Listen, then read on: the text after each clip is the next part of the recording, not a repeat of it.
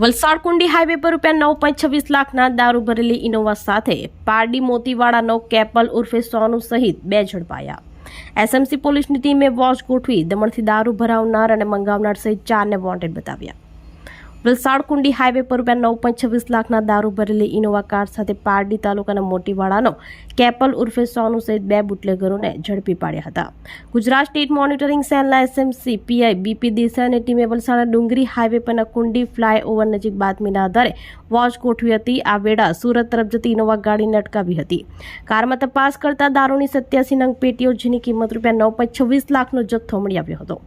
પોલીસે દારૂ અને ગાડી મળી કુલ ₹19.36 લાખનો મુદ્દામાલ જપ્ત કર્યો હતો અને ચાલક અને ક્લીનર ઇલેશ ઉર્ફે ઇલિયો મંગુભાઈ પટેલ રહેવાસી કોચરવા કુંભાડ ફળિયા અને કેપલ ઉર્ફે સોનુ પરસોત્તમભાઈ પટેલ રહેવાસી મોતીવાડા મોટા ફળિયા તાલુકો પારડીની ધરપકડ કરી હતી।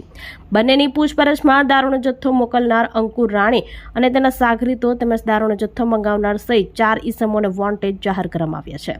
દારૂનો જથ્થો દમણથી વોન્ટેડ આરોપીએ ભરાવી આપ્યો હતો અને ચાલકને ₹5,500 અને ક્લીનર મોતીવાડાનો કેપલ ઉર્ફે સોનુ પટેલને ₹3,500 આપવાનું નક્કી કરાયું હતું।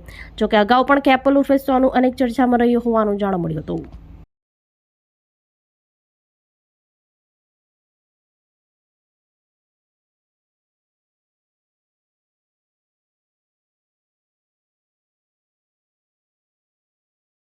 આપણી સંકલ્પ ન્યૂઝ ચેનલને સબસ્ક્રાઇબ અને લાઇક કરો, બેલ આઇકન દબાવો જેથી આવનાર ન્યૂઝ અપડેટ્સની નોટિફિકેશન આપના મોબાઈલ પર સૌથી પહેલા પહોંચે।